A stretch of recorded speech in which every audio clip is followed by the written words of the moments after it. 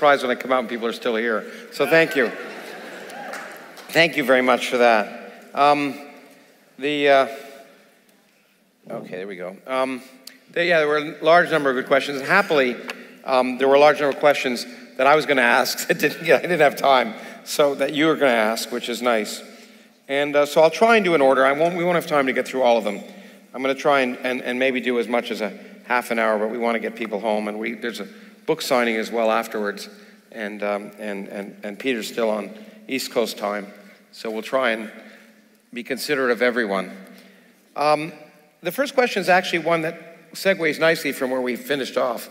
And I was going to ask it, but there wasn't time. And one could ask the question, you've talked about that, people can say, well, it's okay to kill animals that really don't, intuit or view the future or worry, because, they're not, it's just okay. They're not like humans. And you've argued, well, okay, then is it okay to kill mentally retarded people or infants, who are equally in that state? But of course, that begs the natural question, which Tanmay asks. In that sense, could you argue that abortion is unethical? And so I'd like you to deal with that. Yeah, so I don't think, you've heard me argue that I don't think the fact that a being is human necessarily gives it rights that other beings don't have, if we want to talk about rights, or that its interests count more. So I think you have to look at beings for what they are. Beings that can feel pain, you have to take account of their pain.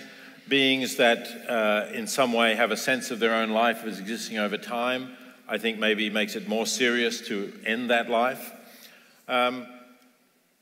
So the fact that a fetus is a member of the species Homo sapien is not enough to say that it has a right to life.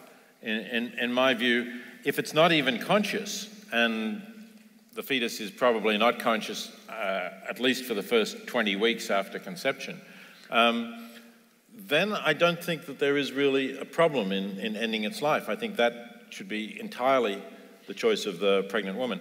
Once it's conscious, there's something else to take into account, which is not to say necessarily that that something else outweighs the interests of the pregnant woman, but at least, then you're getting to the point where you could say you're harming the fetus, depending on perhaps, what happens to the fetus during the termination process. But the full right to life that we all in this room have, I think does depend on having still further capacities that no fetus ever develops. That only happens sometime after birth, in fact. Yeah, and I think part of the problem is a misunderstanding of the process of actual conception and when life, if you've had the opportunity to go, I've lectured in hospitals and seen in vitro fertilization facilities, and you realize there's no such thing as a moment of conception. There's no such thing as where there's life and non-life, and it's a continuum. And then, of course, the question is, if it's not viable but has the potential to be viable, people argue. And I would argue to that by saying, well, it's ridiculous to talk about potential because, eventually, to be blunt, eventually we will probably be able to take single sperm and turn them into viable human beings. At some point, medicine might be able to. Well, we could probably take stem cells and turn. But if we could do that, then will we make masturbation illegal? Because And so, I'm trying to be blunt, but at some point there's a real issue here, and it's a continuum. It's a complicated question, but certainly not. I think we both agree, not one with an obvious sacred answer. It's a complicated question that requires thinking carefully. That's right, and it's not. You're right. It's not a question about when life begins. It's a question about when the developing entity has the capacities that has rights. Right. Yeah, exactly. We've been taking lots of questions from Twitter as well, and let me take one from Twitter. Where is the line between effective altruism and asceticism? And aestheticism? Yeah. Oh, asceticism. Right. Not aestheticism. Right. Okay. Asceticism. So look, it's firstly, as I've said, I don't think there's any point in telling people that they have to be saints and live in sackcloth. You know, I know a lot of effective altruists, and there's a whole lot of different choices. So we talked about Matt Wager, who gives, as I said, a six-figure sum each year to charities. But that doesn't mean that he lives, you know, doesn't spend anything on himself that he enjoys.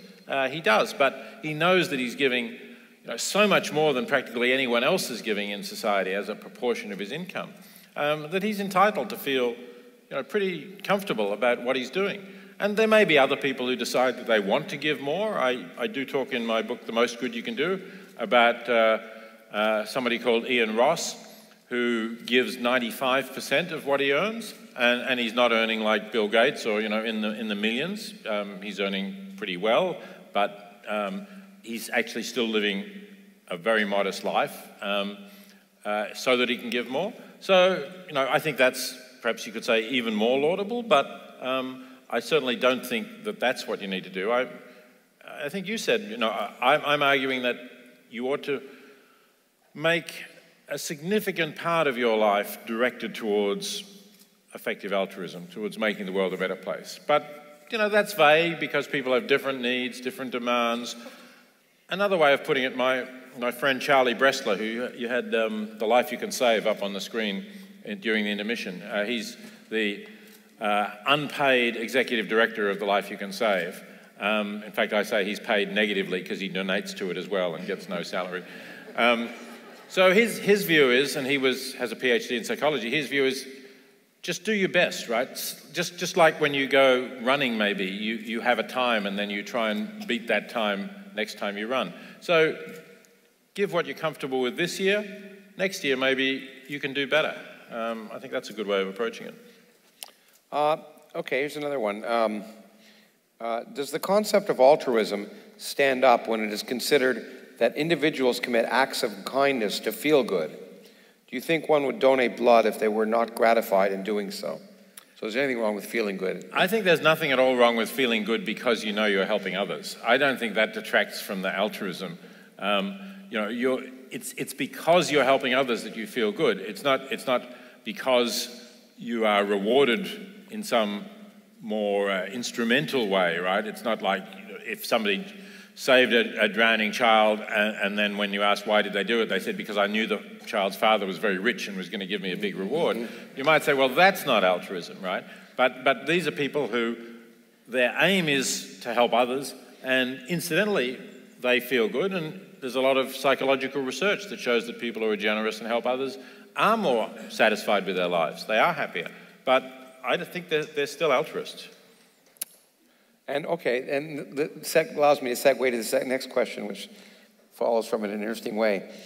If I can prove that I gain more pleasure from eating an animal than it gets from living its life, is it okay for me to eat an animal? Somebody's been studying their utilitarianism. Yeah. Look, I don't think that's, you know, I mean, hypothetically, I guess, you know, a utilitarian is going to have to say yes, but I don't think that that's, you know, what you have to consider is not the pleasure you get from eating it, but the extra pleasure that you get from eating this animal that you could not have got from eating a plant-based dinner. And once you've, you know, become a creative cook with plant-based meals, you can, I don't think there's any diminution of your pleasure. So I don't really think it's at all probable that you're going to get that.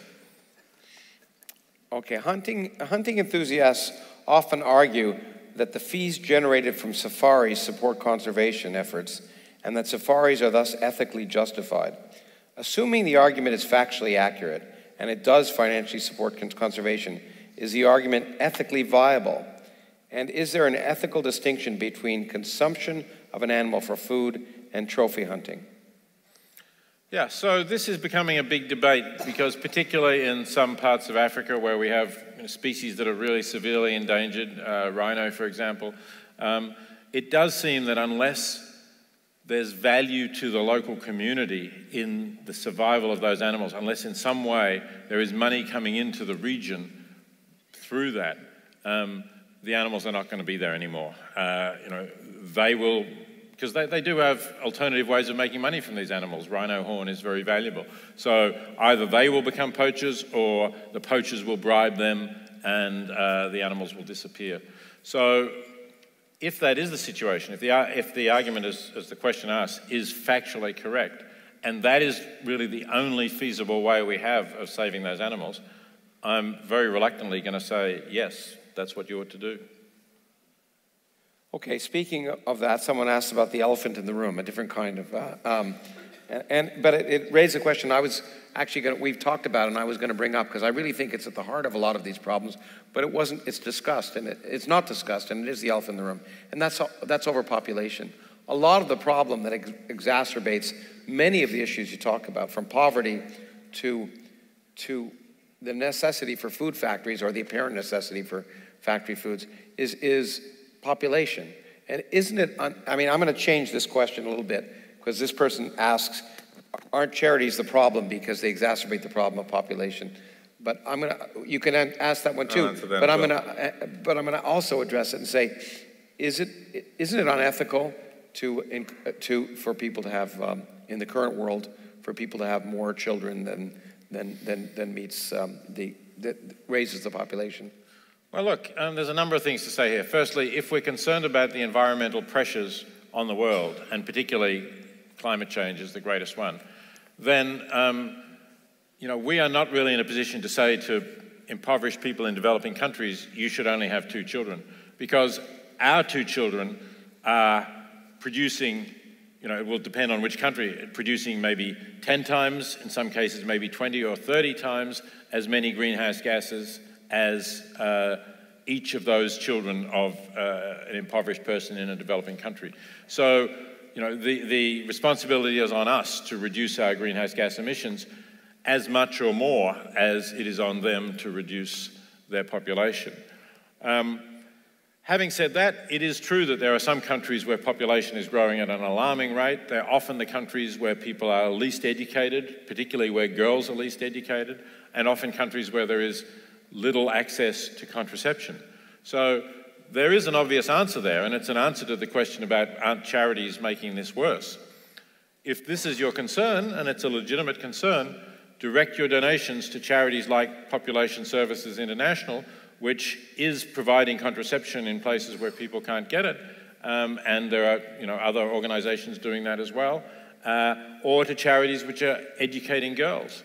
Because there's a strong correlation between the number of years of schooling a girl has, I should say a strong inverse correlation, and the number of children that she has. That's vitally important. I mean, it is an important fact. I wrote a piece saying, educate women, save the world, but I think there's every bit of evidence, not just in terms of reducing population, that educated women have fewer children, but of course are more likely to have an economics that benefits the family if they're educated. Absolutely, and their children are more likely to survive because they're better spaced. Yeah.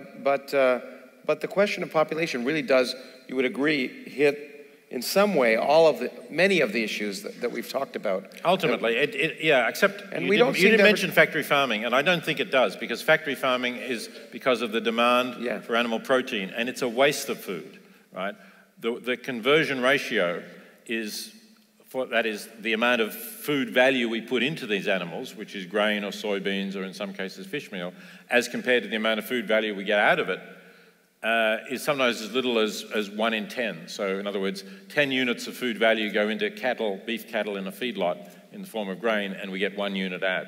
So it's a food factory in reverse. Well, yeah, but you do state in the book, and one could say, I mean, we're way past this maybe, but that, the idyllic farm, you could imagine farms with free-range cattle and chickens and living a nice life, and then you might imagine but that's just not practical to do in the current world. And one of the reasons is that we've way past the population where you can imagine doing that. We would have to dramatically, if we eliminate factory farming, we would certainly have to dramatically reduce our consumption of animals.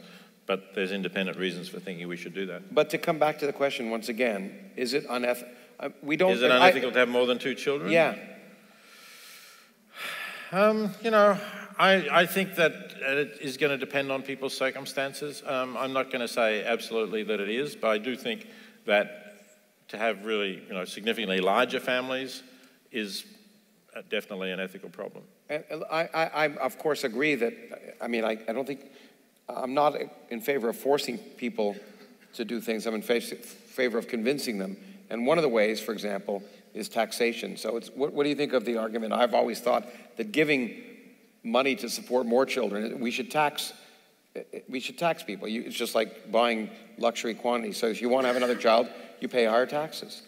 Well, you could pay an additional surcharge on your tax so that people with more income would pay more of it, and people with less would pay less. That's possible. In any case, I don't want to labor, but a lot of people are interested in pets. There were a lot of questions on that, and so here are two that sort of we can cover.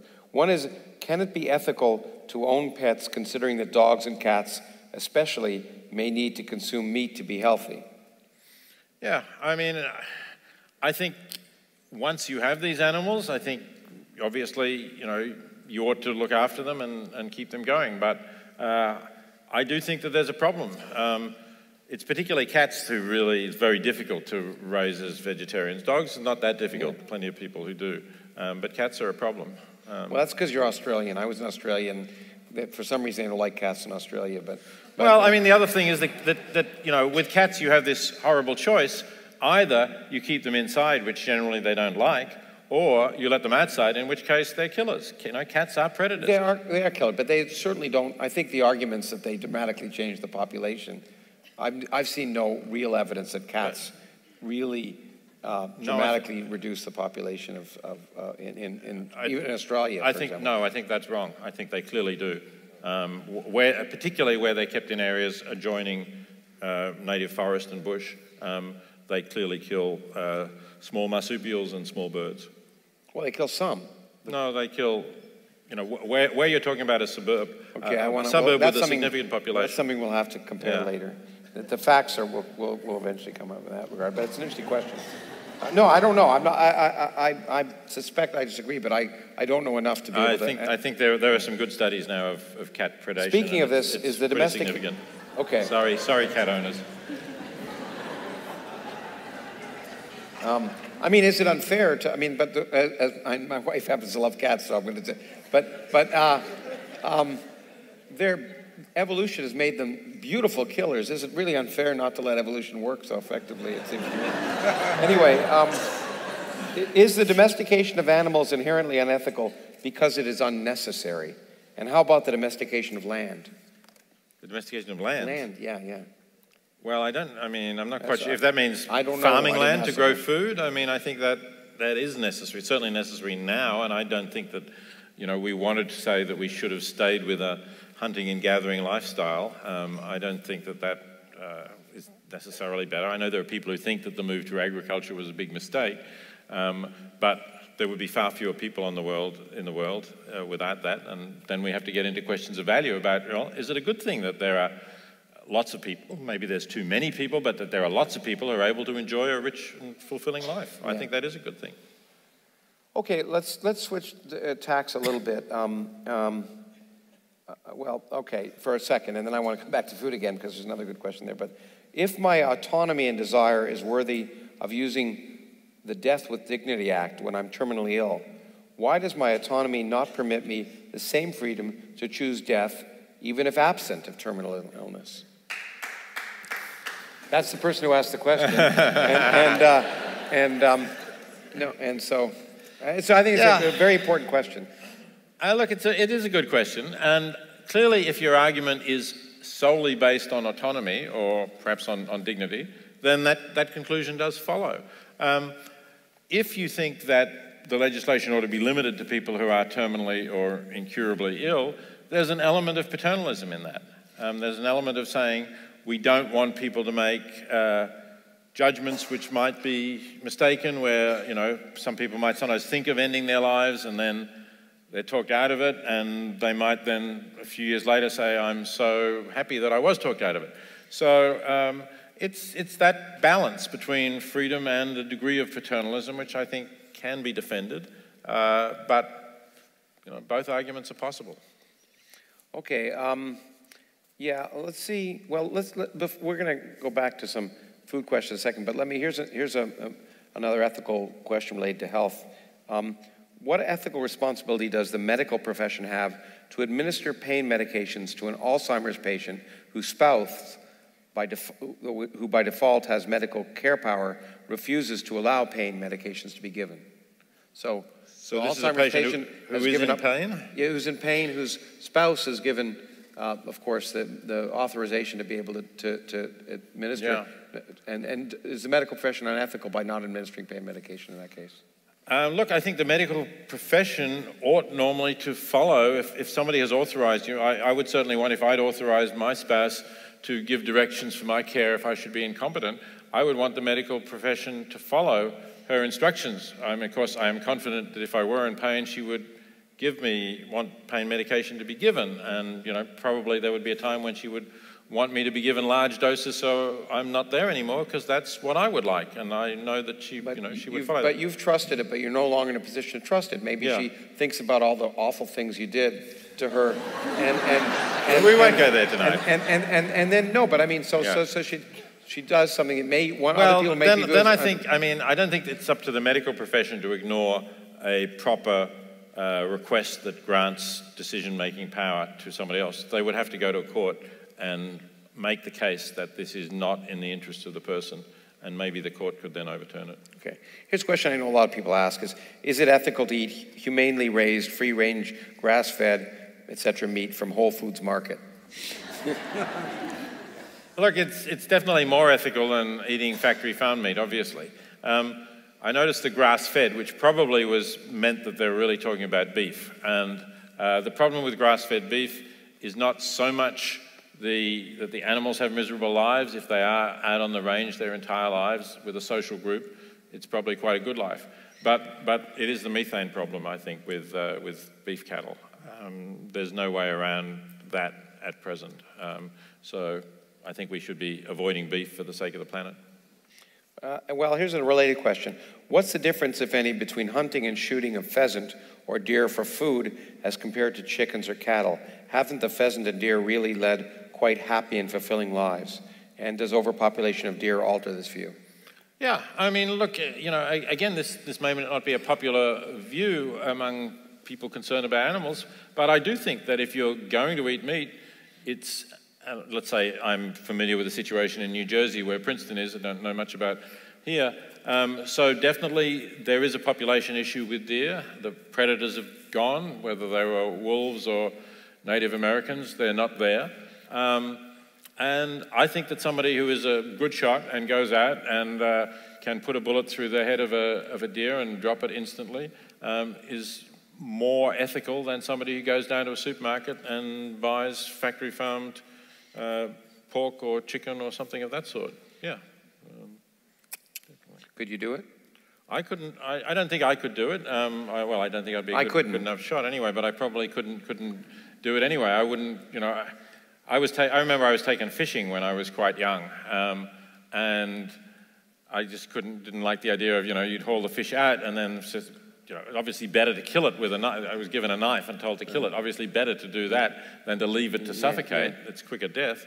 But yeah, I found it very hard. I used to fish a lot, and then I finally realized that killing it directly is more ethical, and it became much more distasteful. And I was surprised to read in your book, actually. When I was a kid, I refused to dissect animals in my science class because I said, they've got pictures of them in the book, and this frog doesn't need me to look inside that frog. I can look at the book. But apparently that's an issue now in some school districts, right, where they're not requiring kids to dissect animals. Well, that's right. I mean, it's completely unnecessary. And there are other ways of learning what animals look like inside nowadays. Google, yeah. Okay, the last two questions are important because they have, part of them is to me.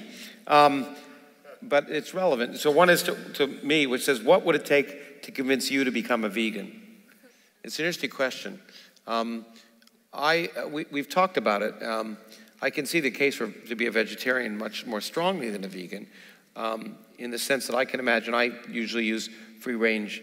If I eat eggs, it's usually free range. It's always free range chickens, and it seems to me as an ethical question of lifestyle that considering that doesn't seem that unethical, and or at least the convenience that I have versus the potential suffering is not greatly there. But I think the biggest thing that will convince me to be a vegan is to learn how to cook. I think, honestly, to tell you the truth, that to me, if I'm really honest, which every now and then I try to be, is to learn how to take care to make interesting recipes. Requires creativity, intelligence, knowledge, and time, and the time is the thing that I don't seem to have. Yeah, but I mean, it is actually a creative activity. I certainly really started getting serious about cooking when I became a vegetarian, because I wanted then to explore these other cuisines where meat is not so central, Asian cuisines in particular. And it's a lot of fun, and it doesn't necessarily take a long time. Some dishes take a while, but it is a lot of fun, and it's a creative activity. So I think we all have to do some things that are a bit different and relaxing. Can't sit at our computers all day long. But there are also some things, as you said, when we talk about the shoes here, that are easy to do. And so I think those. I drink soy milk, for example, because it's easy and it's fine, and it's a simple way. It doesn't. There's no cost to me from a convenience point of view, and it does, I think, address an issue at least. Absolutely, so it's an easy. So I take the easy route. Yeah, well, things are getting easy. That's the other thing. We're getting more and more substitutes. We're getting just mayo, which is a plant-based mayonnaise rather than the egg stuff. We're getting, vegan cheeses used to be horrible. They used to be like eating plastic or rubber. They're actually getting pretty good now. Yeah. So I think we're starting to get good substitutes, and it'll get easier and easier. Okay, the last question is a two-part question. First to you, is it ethical for me to kill the ants in my house? How about termites? How about ants in my yard? Yeah. So I don't think we really know whether ants or other insects are conscious beings. I mean, they may be. We just don't really quite understand. In some ways, their behavior is more robotic. It's less flexible than the behavior of vertebrates, for example. But we don't know. So I would say, if you can give them the benefit of the doubt, do. But sometimes it's very hard to live with ants. To keep them out of your house without doing something lethal to them. And that may be true of termites, which, depending on the nature of your house construction, might be eating the timber in your house or digging up your back. Yeah, I mean, I think there are cases where it's legitimate to say, we don't really know what their interests are, we do know what our interests are, and we're entitled to give preference to serious interests of ours over theirs. If you see a spider on the ceiling above your bed before you go to sleep, a big, hairy spider like you see in Australia, what do you do? I know, it happens quite often. I know that these big hairy spiders. I know it's happened to me in Australia. It's called a huntsman. It's completely harmless. It will catch flies around the house. Yeah. I'm going to leave it there. What about the little ones? The little ones. We have a couple of poisonous spiders in Australia. They don't usually get in your house. They're more likely to be I've seen them in our house there. Anyway. I'll put them out. Okay.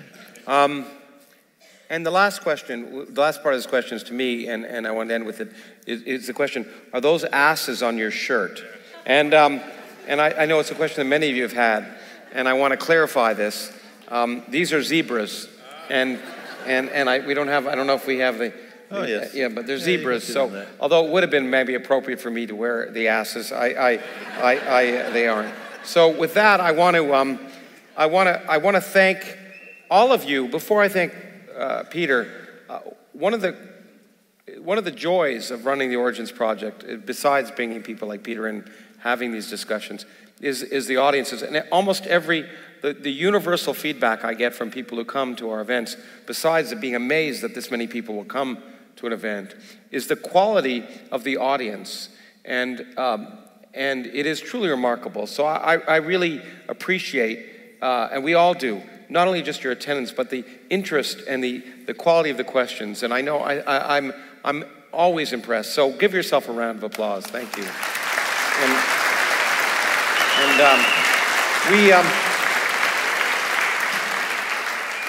This has been a joy for me to have you, Peter, and I want to thank Peter for coming and sharing and becoming a part of the Origins Project. Thanks very much, Krauss. Thanks for having me. You know, great discussion. Thanks to all of you. And I'll let you get your applause with it. Let me say two things. No, I can't make them stop, but let me say two things.